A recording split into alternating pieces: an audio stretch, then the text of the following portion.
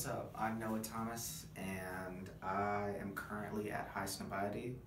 I am a fashion designer. My name is Nikina Imbao. I'm a freshman, and my form of art is film.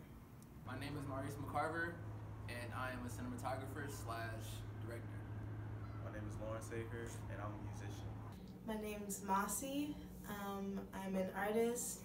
I consider myself a photographer. How you doing? It's Brian Michael Bird. I'm a poet, graphic artist, and I'm a very trash photographer. My name is Corey Thomas, and I'm a playwright. My art fulfills me by allowing me a different avenue in which I can express myself when there are other ways that I can't.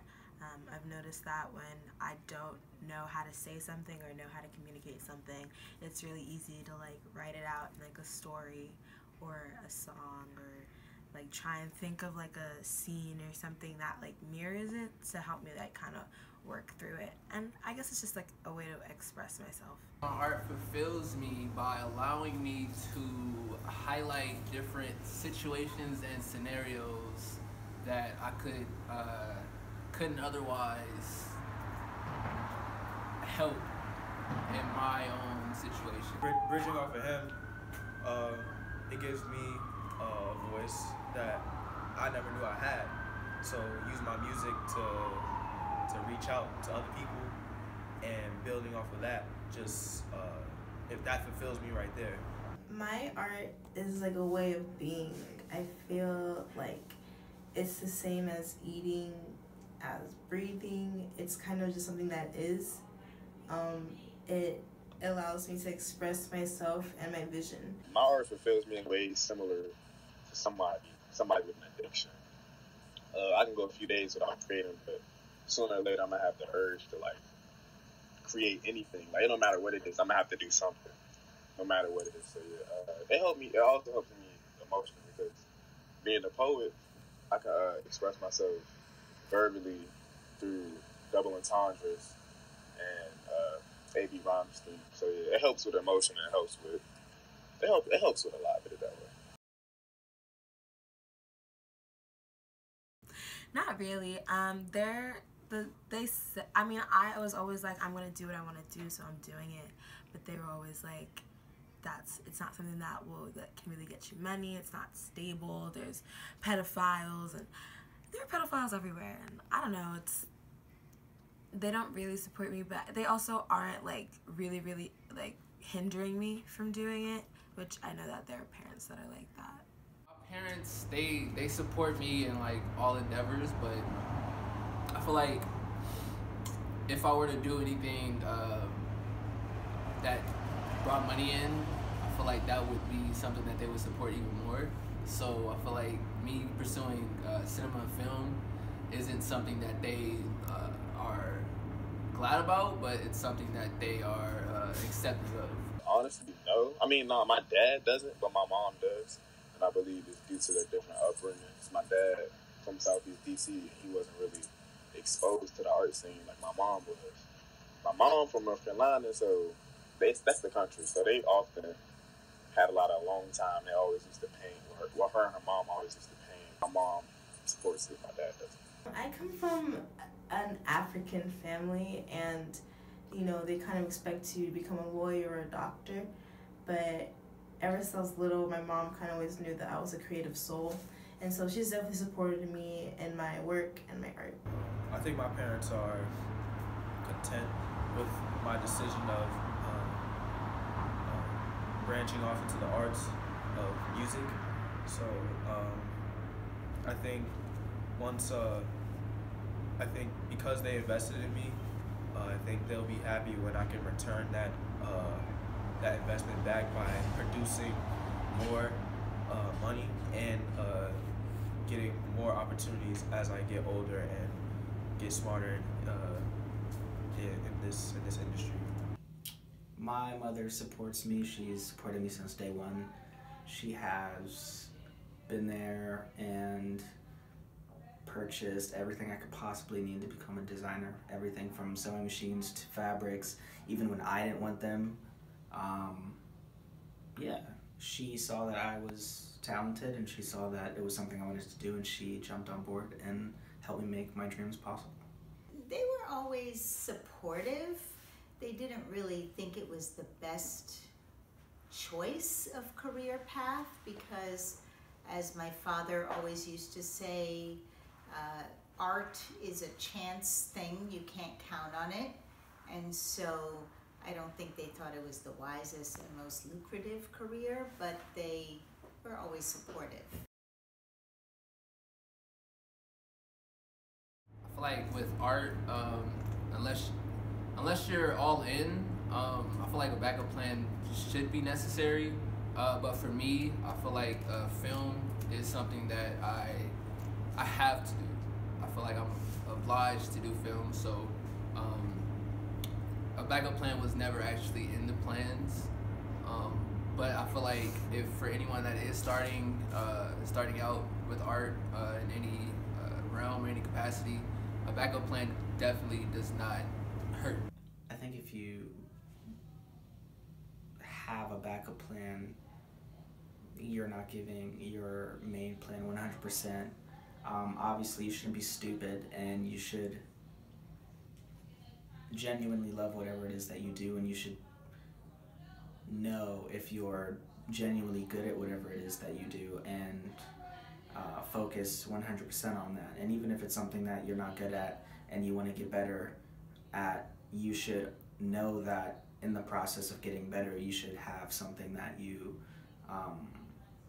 can help support you until you become solid at what your dream is. I don't believe in backup plans, but if you want a backup plan, do you. But I just think that if you're really gonna do something, like, actually do it. And having something in the back of your mind that you're always like, oh, like, if this doesn't work out, well, if you're putting it out there that it's not gonna work out, then it's not gonna work out. So I just gotta dive in head first and hope for the best. Backup plans are necessary because if in the future I'm no longer able to create, I need to have something to fall back on, such as communication. I'm minoring in communication, so that's my background. Absolutely not. I'm the exact opposite. If you love something, in my case, I love my music. That's my goal. I want to be as successful as I can. So if I'm saying, yo, if this doesn't work out, then I'm basically saying, if I don't reach this, then I gotta do this, as opposed to just being like, you know what, that's my goal and that's what I'm gonna do. It might take a little while, but if I accomplish it, then I know I've reached my goal. So I don't believe in a backup plan. I think a backup plan is necessary for anything you do because anything can happen. I believe in art. I believe that art can be a way of living, you know? You just need to know how to do it right and how to get your shit out there.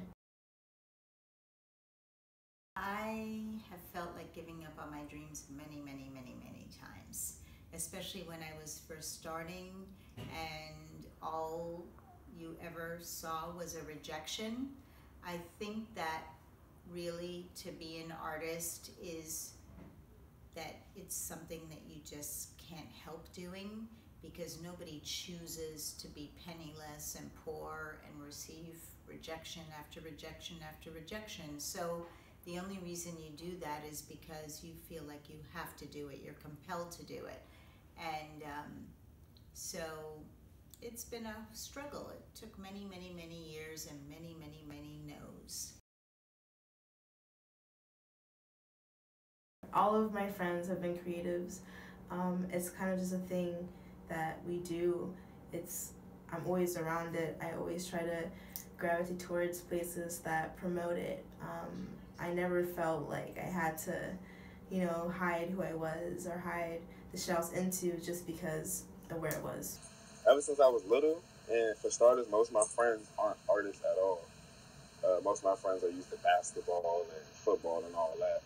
So me being the only artist in the group, I kind of tend to think different, and a lot of things I say are often a little different than what they would normally say. So with that being said, whatever I say often makes me look weird. Luckily for me, I have a lot of friends that do love cinema and like to act and everything like that. So with me, I've never really felt like an outcast, and I feel like my love for cinema wouldn't allow me to be an outcast anyway, just because that's something that I could always branch onto and hang on to. So no, I've never really felt alienated at all. I feel like my choice has actually helped others to realize their love in film. Art is definitely something that you go to usually because you feel like you're othered in the first place. And so I don't know if I feel othered because of my art, but maybe I found art because I was othered. Always. I've always been an outcast and still am an outcast, but I personally love it because I usually get pretty positive feedback, and when I'm an outcast and I get positive feedback, that means that I'm clearly doing something that not everyone else is doing, and I'd like to think that I'm ahead of the curve on most things. I feel like the first thing that usually goes when they do school cuts is usually art, because that's something that cannot be controlled. So I feel like society does oftentimes cut people's interests in arts by not giving them a start that they want or that they need. Because art is basically the opposite of the system, and so whenever you give someone the ability to maneuver inside the system while coming up with a way to destroy it from the inside, society is not going to like that. So again, with school cuts, a lot of the times art is the first thing to go. I believe society silences artists and institutions. I had to take, I was a graphic artist and I wanted to expand myself across all types of art. So I was doing illustrations. And while I was doing illustrations, my teacher was a Christian male. And at the time, I wasn't too fond of religion due to I accidentally showed that one time as I was creating. Mm-hmm. And he definitely didn't judge, but when he seen it, I could tell he felt some type of way about it. I realized I forgot he was Christian male, and then I was like, I can't be doing this in my art. Mm-hmm. So, say I wanted to express myself through graphic art, and I'm depressed at a time, I can't really show my depression inside my art because I know my teacher won't be like. Society has a way of telling the youth, especially that, what we're doing isn't important and what we have to say doesn't matter.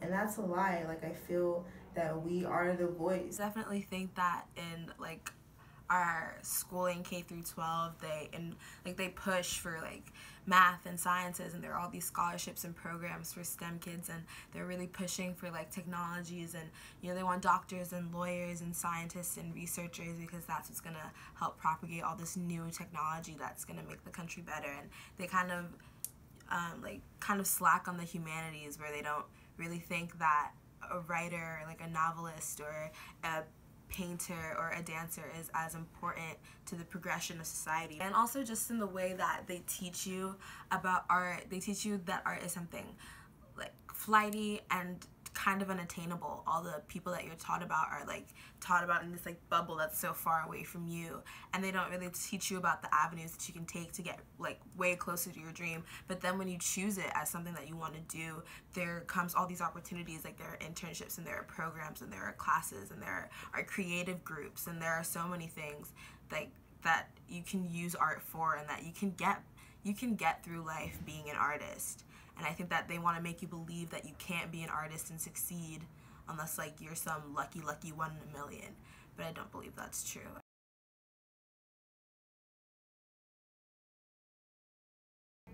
By supporting us, by making us feel that what we do is important, because it is. Where would we be without art? By making sure that we get paid for our art, and that what we do is credited. I think it's important that we give the youth the opportunities they need to get their voice heard, whether it's music, dance, art, anything within that subject. I think first society needs to like admit, or not really admit, but understand the importance of art. Artists are usually the ones that are commenting on the contemporary issues within our society in like intricate ways that communicate something to people in ways that like newscasters and technical books can't. And I think that like art makes you feel something, and feeling is something that transcends like generation after generation after generation, and that's something important.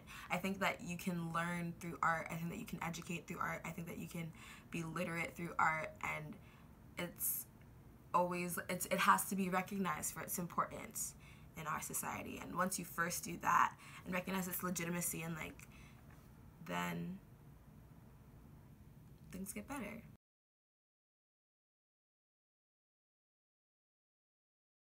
The advice I would give a young artist is that you'll know if you're meant to stay on the path that you're on, because you just won't be able to stop. You will likely come up against a lot of walls and obstacles and rejection and disappointments, and you will still wake up the next day and want to keep doing and want to try it again. And so that's how you're going to know that you're supposed to do it. I also find that a lot of times you might first be drawn to one side of the business or one art form, and that will lead you to the actual one that is the right one for you. Like for instance, I started out acting, and I have training as an actress. I have a college degree in acting, but I'm actually a playwright. However, the skills that I learned as an actress have served my writing really well. So I do think that it really is helpful to study, to understand the art form as well as you can, to try to see as much work as you can so that you understand it, see other people's work, because sometimes that inspires you and you learn from it too. And just keep trying. I say just never give up. That's the other thing, never give up, because you've got to be in it to win it. And you just don't know when the yes is going to come.